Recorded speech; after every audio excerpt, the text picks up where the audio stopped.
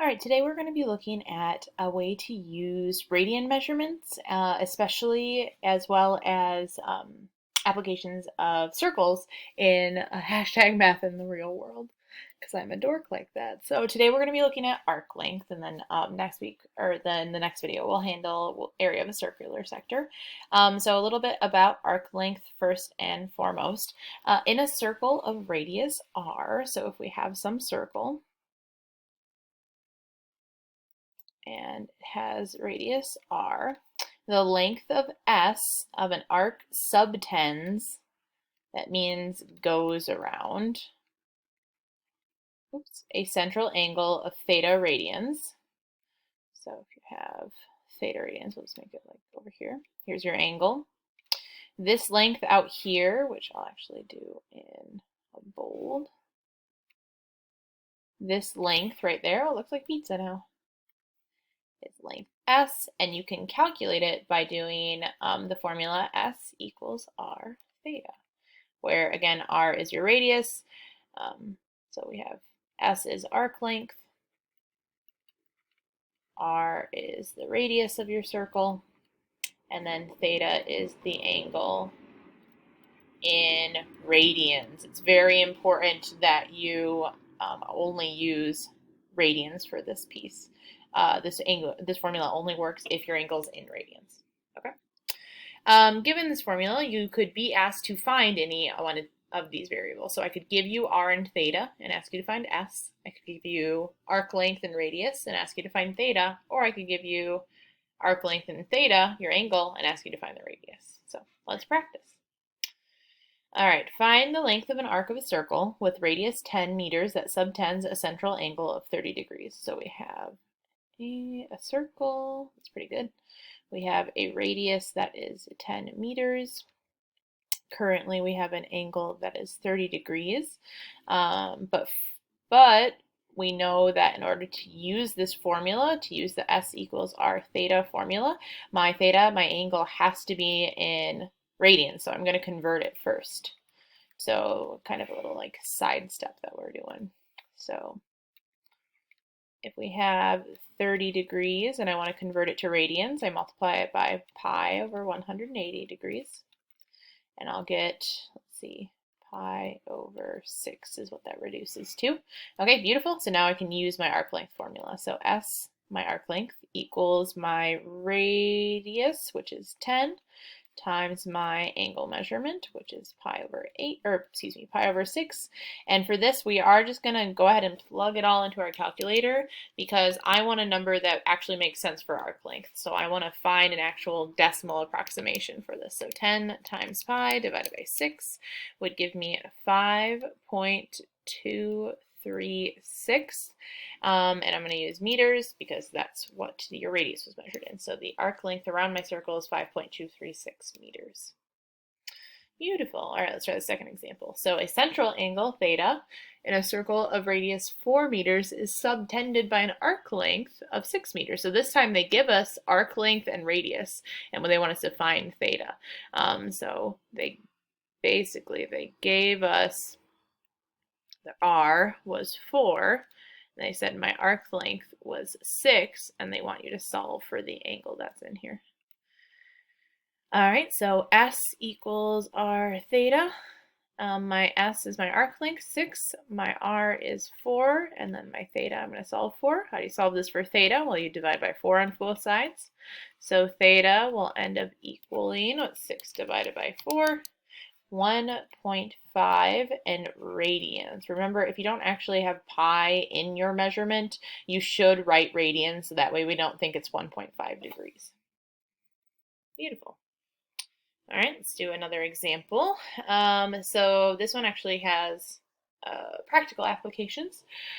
Find the distance along an arc on the surface of the Earth, since the Earth is a sphere, that subtends a central angle of 1 minute. Minute is a way that latitude and longitude are measured in, and I think we actually talk about those in the next example. Yep. So a minute is 1/60th of a degree. So there are 360 degrees in a circle. Divide each of those by 60 and you get 1 minute. So the distance along the Earth right? So you would have, if you have a ship or something sailing around the Earth, the one little like slice that it cuts out is 1/60th of 1 degree, and that distance is called a nautical mile, and that's what water traveled is measured in. So you measure how far boats go in nautical miles, and then their speed at which they go is called knots, and that's nautical miles per hour. So let's figure out how much 1 nautical mile would be, okay? Beautiful. All right, so we have our circle. We have one, it's not going to be to proportion because I need to be able to fit 1/60th of a degree in there. And then I know my radius of my Earth is 3,960 miles. Oops. So now I'm finding the arc length on the outside. And I first, before I can do that, need to change my degrees to radians. So just off to the side, I have 1/60th of a degree. I'm going to multiply it by pi over 180. And when I do that, I kind of ignore the pi for now. And you get a very tiny answer. So we get pi over 10,800. Oof, that's a very small radian measurement. All right, so let's go ahead and calculate it. So S is going to be our nautical mile. My radius is 3,960, and then pi 10,800. And so again, we're going to actually figure out our decimal approximation for this. So 3,960 times pi divided by 10,800 gives me 1.152 miles. So that means a nautical mile is slightly more than a regular drive your car on the road mile. It's 1.152 of those regular miles. All right, let's look at our last example. Yep. So for arc length in this example, basically the Earth is measured, every location on Earth, the coordinates of it can be measured using latitude and longitude. Your latitude goes from your equator. So there's the middle of the Earth, and so latitude is how far from the equator a location is. So for example, Pittsburgh has a latitude of 40.5 degrees north, so it's 40.5 degrees north of the equator, and Miami is only 25.5 degrees north of the equator, so it's much closer to the equator, which is why it's nice and warm there. And then the other way that you can measure around the Earth, whoops, I probably wanted to keep that part, is you can measure, whoops, longitude, which goes this way. So your longitude measures how far from the prime meridian a place is. So you could tell based off of those two measurements exactly where some place is on Earth based off of its degrees measurement from the equator and from your prime meridian. So what it wants us to do is it wants us to find Pittsburgh and Miami lie approximately on the same meridian. So that's what this part is, or longitude. Pittsburgh has a latitude of 40.5 degrees north, and then Miami has a latitude of 25.5 degrees north. We want to find the distance between the two cities. So if I do a two-dimensional version of it, so Miami might be like this high, like if this is the equator right here, just cutting your Earth in half. Miami might be this high from the equator, and then Pittsburgh is going to be higher than the equator.